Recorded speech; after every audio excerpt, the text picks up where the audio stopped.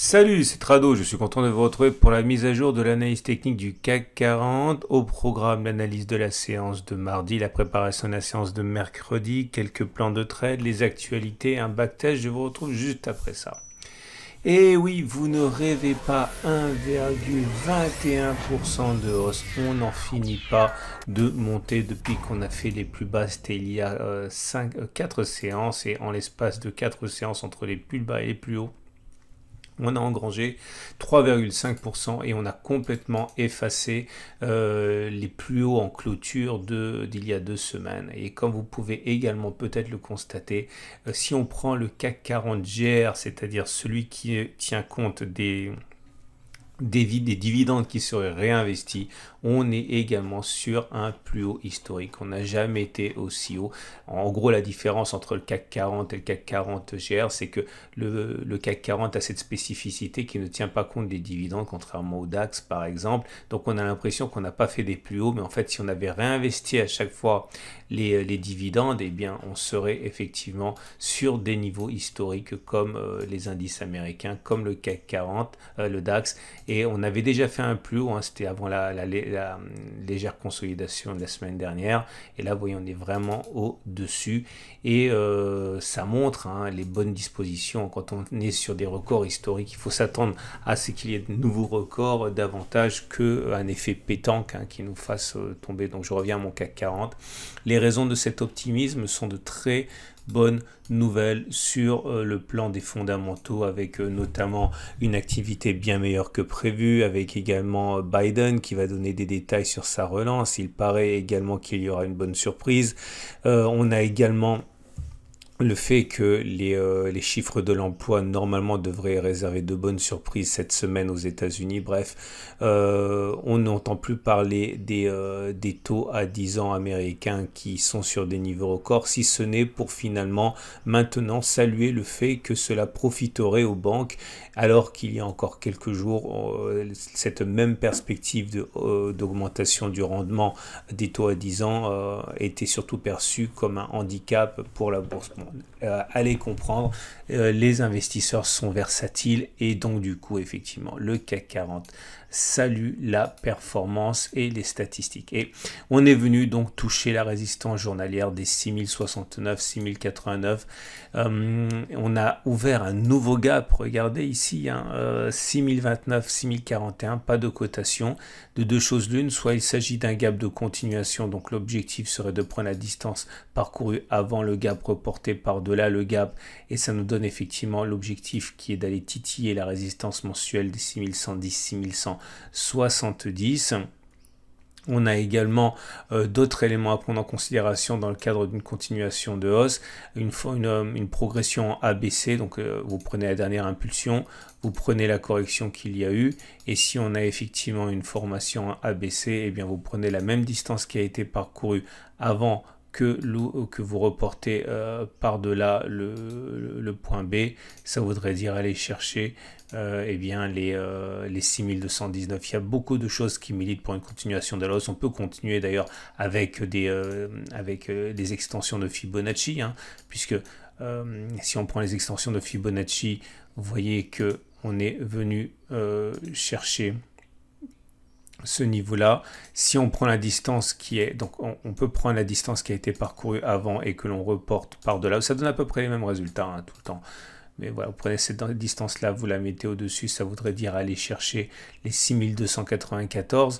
Autre et dernière façon de faire, qui est totalement valable, que moi je n'utilise pas, mais que beaucoup utilisent, vous tracez les extensions de Fibonacci comme ça, vous redescendez là, et voilà, ça vous donne des niveaux clés qui seraient, le prochain serait d'aller chercher les 6222. Donc voilà, beaucoup de choses qui militent pour une continuation de la hausse, et on pourrait être totalement optimiste et euphorique s'il n'y avait pas entre-temps cette résistance mensuelle des 6110, 6170. Il faut bien comprendre que c'est un problème pour le CAC 40, et c'est pour ça que j'ai évoqué le CAC 40 GR, mais quand quand on regarde le 440GR, qui est la manière dont est construit le DAX et le Dow Jones, entre autres, eh bien, vous voyez, en fait, cette résistance, elle n'existe pas sur les autres marchés. Donc, on peut se demander si effectivement, il s'agit d'une vraie résistance. Parce que, comment dire, le CAC 40 aura du mal à freiner si les autres indices s'envolent. Et sur les autres indices, hein, l'heure, encore une fois, est à l'euphorie plus qu'à autre chose. Hein.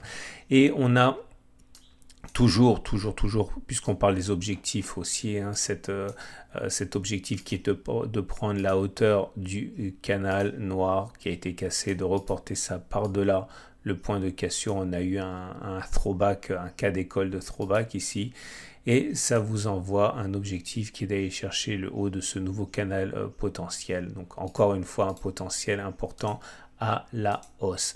Donc on regarde maintenant les éléments de chandelier japonais, et là aussi vous voyez c'est difficile de faire la fine bouche, hein. Le chandelier japonais du jour est très positif avec sa clôture dans le tiers haussier et vert en plus, hein. Donc on termine plus haut que l'on a ouvert. Si on regarde les bougies Aiki-Nashi, là aussi il vaut mieux, c'est difficile de se mettre en face avec un troisième chandelier aussi. On avait déjà eu des chandeliers similaires la séance précédente et la séance d'avant encore.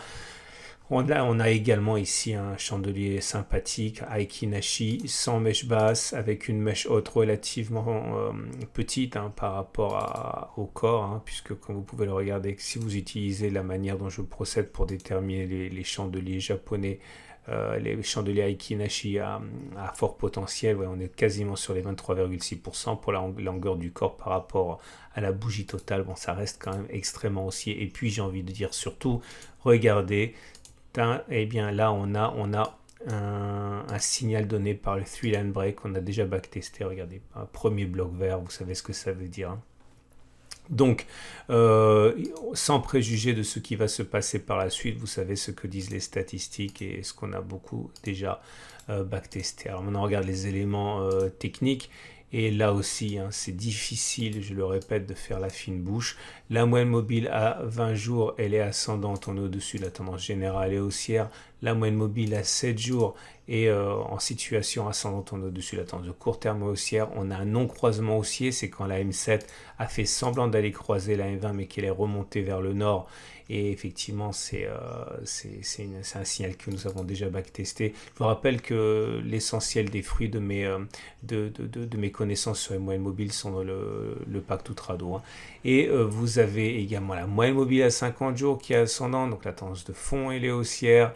Et regardez le SAR qui est cassé à la hausse. On sait également ce que ça veut dire. On l'a backtesté, c'est-à-dire qu'il est rare que l'on n'aille pas plus haut que sur la bougie de cassure. Le super trend, du coup, je ne peux pas m'empêcher de vous le montrer parce que c'est pas souvent qu'il est sollicité. On avait backtesté, c'est la semaine dernière, on avait vu que lorsqu'on rebondit sur le super trend, il est plus probable de casser le SAR à la hausse que de casser le super trend à la baisse. Bon ben voilà, hein, une fois de plus, le backtest a été dans le sens où il devait aller, en fait, tout simplement. Et comble du bonheur, les bandes de Bollinger, ou plutôt là, oui, se remettent en situation de parallèle haussière avec la Bollinger Super qui, sous l'effet de l'impulsion, se remet à monter et laisse les cours repartir vers le nord. Normalement, on le sait statistiquement, lorsque les bandes de Bollinger commencent à se comprimer, c'est tendance neutre ou tendance baissière qui se met en place. Mais là, vous voyez, c'est tout. C'est un des cas où ça se produit pas comme ça, puisque là, on se remet en parallèle haussière. Bref, si on regarde les autres éléments techniques, alors là, c'est le feu d'artifice de signaux haussiers, avec le RSI qui passe dans sa zone de surachat, le MACD0 qui passe au-dessus de son signal, le stochastique qui croît son signal, le CC qui rentre en zone de surachat. Bon, difficile encore une fois de faire mieux. La seule chose qui permette de garder quand même un biais prudent serait la présence de cette résistance journalière bien réelle et cette résistance rouge et grise, hein, qui correspondent à des résistances hebdomadaires et mensuelles. Ce qui m'amène donc au backtest du jour. Alors aujourd'hui j'ai backtesté avec vous le RSI qui passe en zone de surachat. C'est assez rare que le RSI passe en zone de surachat et ça méritait donc qu'on l'isole pour en faire un backtest. Je vous rappelle que tous mes backtests sont valables a priori pour tout et sur toutes les unités de temps, crypto, indice, forex, action, mais il est bon de quand même backtester avant d'initier un trade parce que vous n'allez pas risquer vos sous sur quelque chose qui ne fonctionne pas historiquement. Et d'ailleurs, hein, je suis content que vous ayez apprécié le backtest hier sur le KST.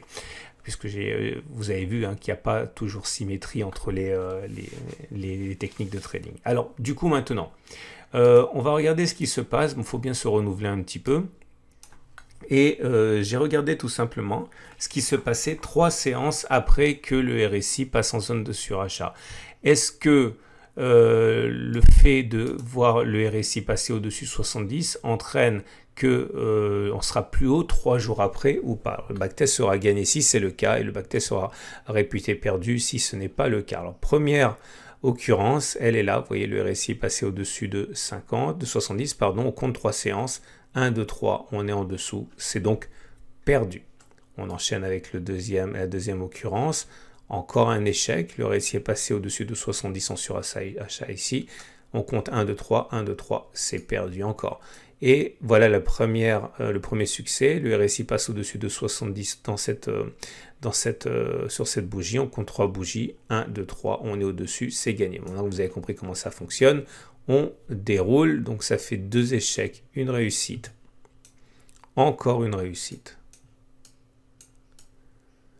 un échec, 2 échecs, une réussite, encore 2 échecs, encore 2 succès, un échec, 1, 2, 3, 4 succès, un échec, un succès, un échec, un succès, un deuxième succès, un troisième succès, un échec, 1, 2, 3, 4 succès, un échec, 2 succès, un échec, un succès, un échec et 2 succès. Ça y est, ça nous fait déjà, je me suis laissé emballer, 35 occurrences et sur ces 35 occurrences, 22 succès, 13 échecs, autrement dit 63% de réussite.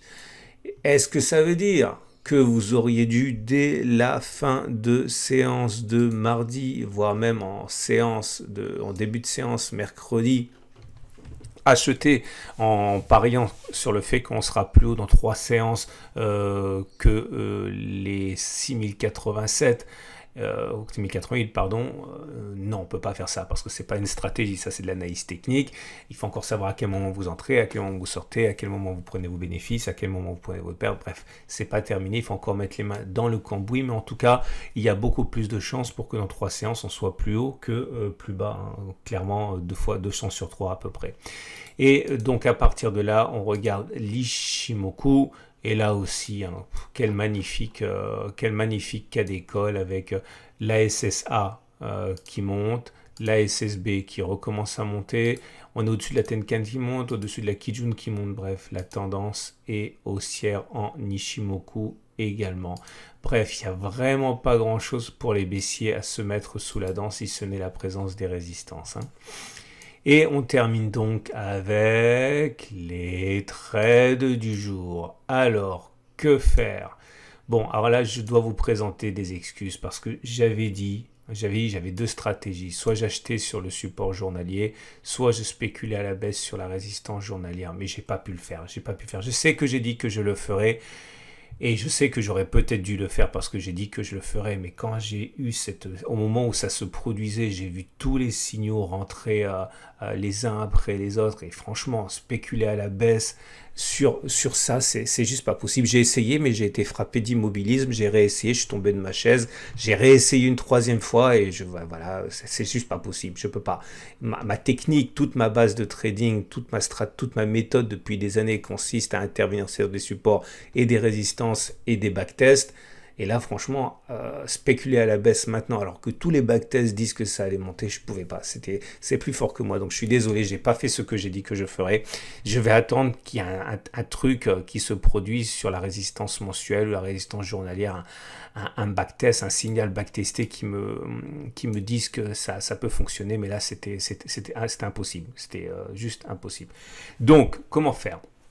Si vous voulez spéculer à la baisse quand même, parce que c'est absolument pas impossible, hein, vous avez un très bon ratio gain-risque. L'objectif est d'aller chercher le support journalier. Enfin bon, en considérant que que les gaps ne fassent pas trop blocage à la baisse. Hein. Mais si on va chercher le support journalier à 3,54%, si on met un stop super large, par exemple 3%, ouais, 2,5%, ça fait beaucoup pour les cours de montée. Hein. Vous avez un ratio gain X super 1, ça se tient. Si ce n'est, encore une fois, vous l'avez compris, hein, que les statistiques disent qu'il vaut mieux attendre peut-être un petit peu, au moins 3 séances, on va dire, avant d'intervenir.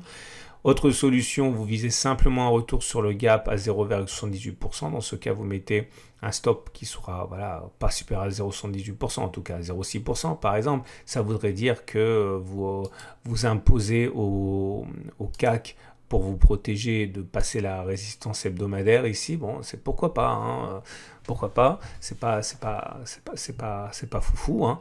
Autre solution, vous spéculez à la hausse, mais là non plus, malgré le fait que j'ai des signaux haussiers, je peux pas acheter lorsque j'ai des résistances aussi importantes. Alors pour pallier ça, éventuellement, on peut attendre que ça baisse un petit peu, mettre un stop loss sous le gap dont on espère qu'il s'agit d'un gap de continuation et qui ne sera pas rebouché. Je vous rappelle que l'idée, c'est d'aller chercher cette distance reportée par-delà. Donc ça veut dire que c'est des maths, il faut attendre un petit peu, viser par exemple 0,89%, mettre un stop en dessous du gap en pariant qu'il ne sera pas comblé et vous avez un ratio gain risque super. Hein. Bon, tout ça c'est possible, mais franchement j'éviterai de titiller trop la résistance mensuelle parce qu'il risque d'avoir un tir de barrage. Hein. Et entre temps, bien sûr, je vous montre juste pour mémoire le 10 ans qui est sur des niveaux records ici. Hein. Donc voilà, c'est toute la magie de la versatilité des investisseurs qui saluent avec 1,2% à une explosion du taux à 10 ans américain. Voilà. Je vous souhaite une excellente journée et je vous dis à demain pour la mise à jour.